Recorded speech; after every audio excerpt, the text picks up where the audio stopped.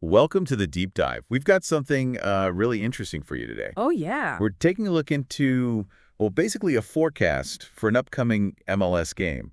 It's Minnesota United FC versus Inter Miami CF. The May 10th match at Allianz Field. That's the one.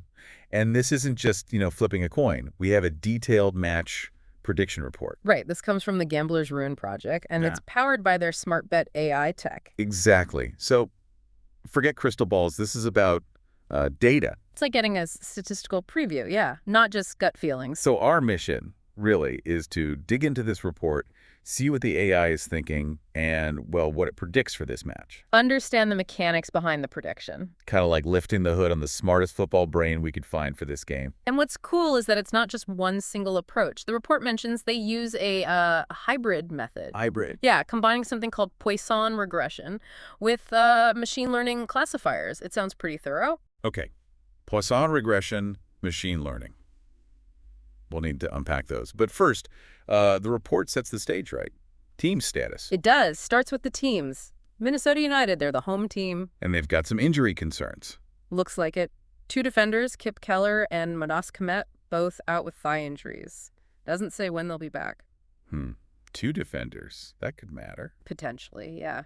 And then for Inter Miami, the away team. Let me guess, full strength. According to the report, yep, no injuries listed for them. Okay, so straight away, you've got Minnesota potentially weaker at the back. It's definitely something to keep in mind. Absolutely. It's one of those factors you wonder how much weight the AI gives it. Which brings us nicely to the AI itself, the SmartBet AI model. This is the core of the report, isn't it? This is the engine room, yeah, where the actual predictions come from. So what's it trying to do, fundamentally? Well, it seems like it's trying to figure out 2 main things. First, how many goals each team is likely to score. Okay, expected goals. Right. And second, what's the most likely final result?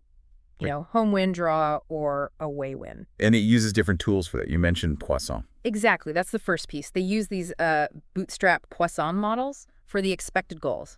Home team goals, away team goals. Bootstrapped Poisson. Okay, that sounds technical. It does, but I think the basic idea is the Poisson model itself predicts the average number of goals. Like on average, how often does this team score under these conditions? Right. But soccer is random, right? So Bootstrap is like they run that prediction thousands of times, tweaking things slightly each time based on the data's uncertainty. So it gives a range of possibilities. Exactly. Not just one number. It generates a whole distribution of potential scores using simulations, Monte Carlo simulations, they call it. Helps see the likelihood of 0 goals, 1 goal, 2 goals, etc. Okay, that makes more sense. It's about probability ranges, not just a single fixed number. Yeah. What else is in the AI's toolbox? Next up, dynamic ELO ratings. ELO, like in chess. Pretty much the same concept, yeah, but adapted for teams in soccer. Teams gain or lose points based on who they play and the result. And the report has the current ratings. It does. Minnesota United is at 1,514.26, and Inter Miami is a bit higher, 1,545.24. So higher number generally means historically a stronger team. That's the idea. And the key word is dynamic. Meaning they change. Constantly. Yeah. After every game, the ratings adjust based on the outcome and the opponent's strength. Right. So it reflects current form, not just ancient history. Got it. It's like a live power ranking. Yep. So it considers ELO. What else? Oh, a whole load of stuff. Recent form, obviously, measured in points per game. Uh-huh. Then there's expected goals, like we mentioned, but also how efficient teams are at actually scoring compared to their XG. Okay. Home or away advantage, naturally. Injury counts, which we saw from Minnesota. Right. And interestingly, they also incorporate market betting odds. The bookies view. Yeah, they convert those odds into implied probabilities. So what the betting market thinks the chances are, it's really trying to capture all angles. Wow. Okay. Comprehensive is right. And then you mentioned machine learning, advanced classification models. Precisely. This is where they try to predict the actual win-draw loss outcome. They use algorithms like random forest. Okay. Gradient boosting, the report mentions XGBoost specifically, which is a popular version. Right. And also a neural network, a multi-layer perceptron, or MLP. These models learn patterns from vast amounts of historical match data. And they do things to make them learn better.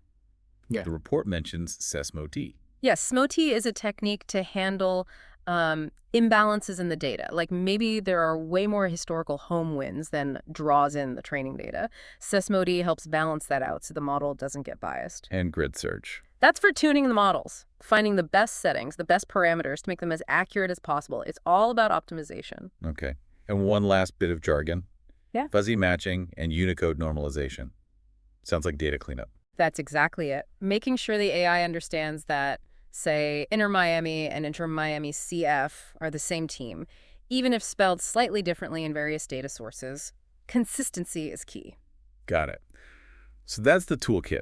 Poisson for goals, ELO for strength, lots of contextual factors, and machine learning for the final outcome. Let's dig into those ELO ratings a bit more. You said they're dynamic. Right. And what makes them interesting in soccer, beyond just win-loss, is the opponent's strength. Beating a top team gives you a much bigger ELO boost than beating a bottom team. Okay, that makes intuitive sense. And losing to a weaker team hurts your rating more. There's also this thing called a K factor. K factor. Yeah, it basically controls how sensitive the rating is to recent results. A higher K factor means the rating changes more dramatically based on the latest game. It weights recent form more heavily. So it keeps the ratings fresh and reflective of how a team is playing now, not just 6 months ago. Exactly. It balances historical strength with current momentum. Okay, now back to the goals. Poisson regression.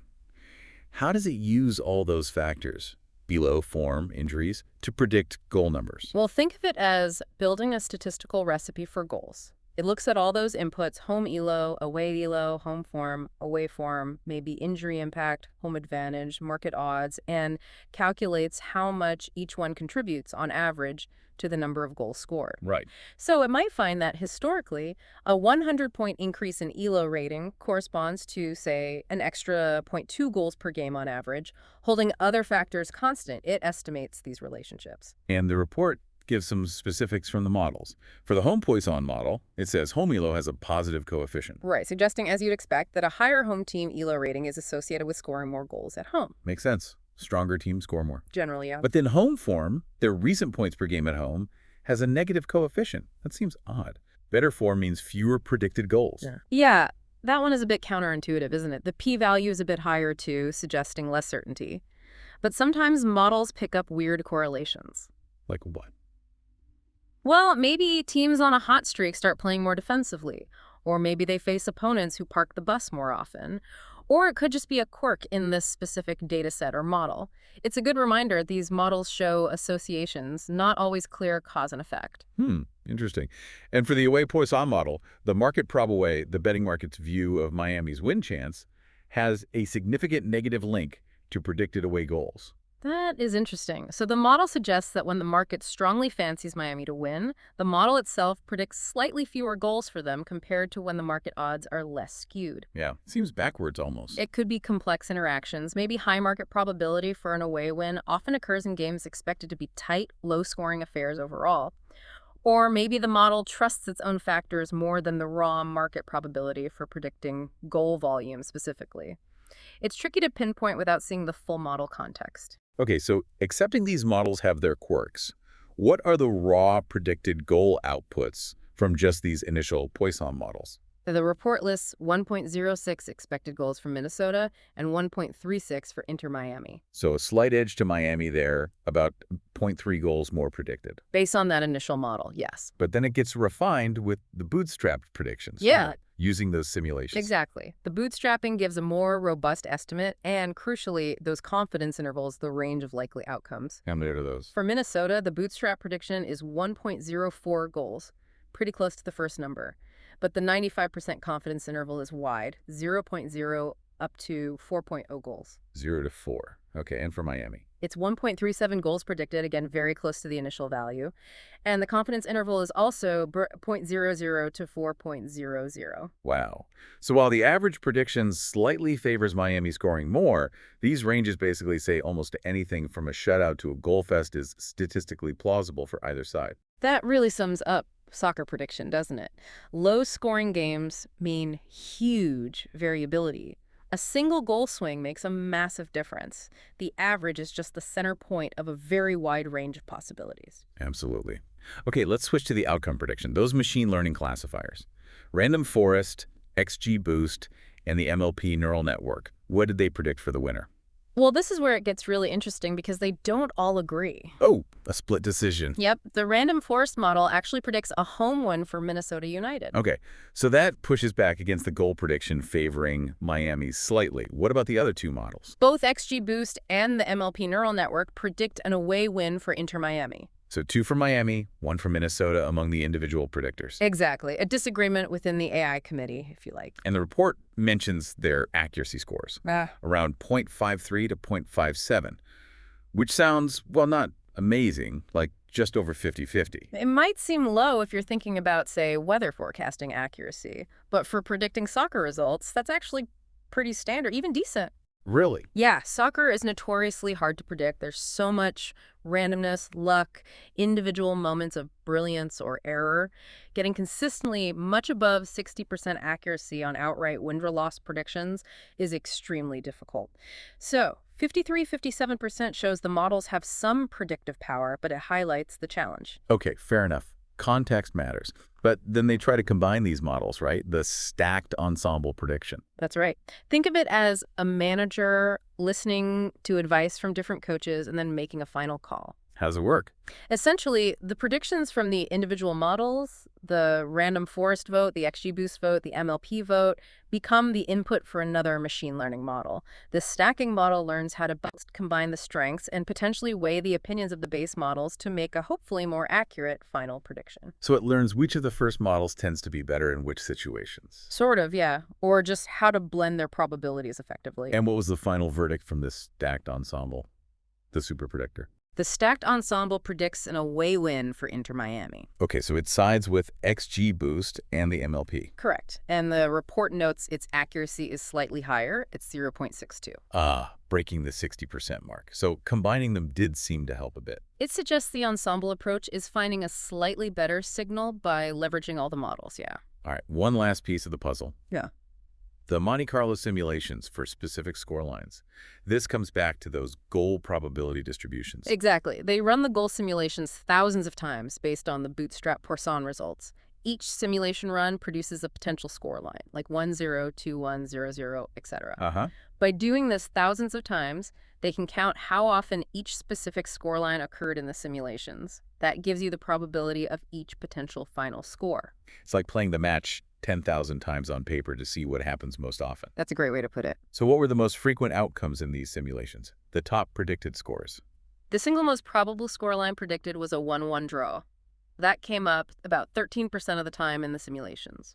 Interesting. So the most likely specific score is a draw, even though the ensemble favored an away win overall. Yeah, that happens often. Draws often cluster around likely low goal counts.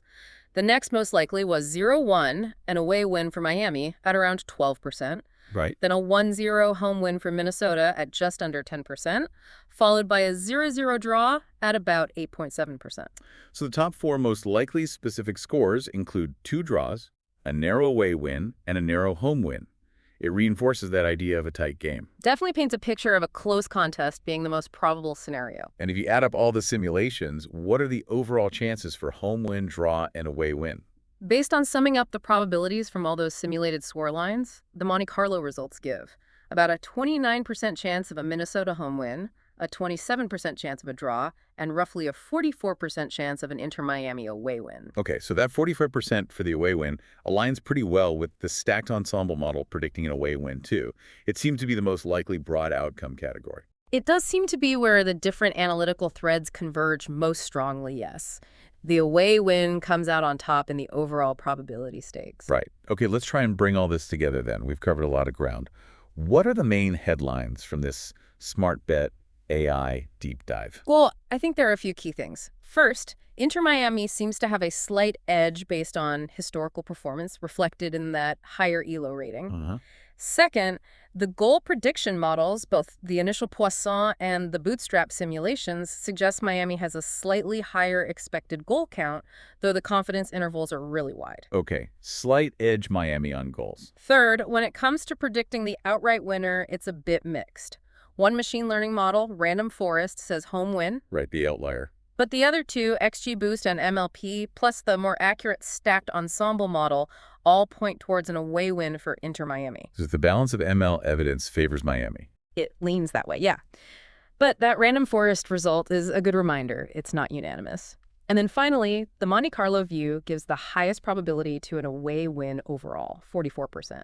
But the single most likely scoreline is actually a 1-1 draw. Which highlights the uncertainty again. Different ways of slicing the data give slightly different nuances. Precisely. The divergence itself is an important finding. It tells you this probably isn't a slam dunk prediction either way. It's a really fascinating glimpse into how data science tries to tackle the beautiful, unpredictable game. Hmm. But we absolutely have to stress, Oh, definitely. this is all based on models, stats, historical patterns. It's not a prediction written in stone. The actual game on May 10th could be completely different. Absolutely. Player form on the day, a red card, a moment of magic. None of that is perfectly predictable by an algorithm looking at past data. The model gives probabilities, not certainties. The ball is definitely round. So here's a final thought to leave you with. We've seen the data, Miami's slight ELO edge, the goal predictions leaning their way, the ensemble favoring an away win, but also that random forest descent and the 1-1 draw being the most likely single score.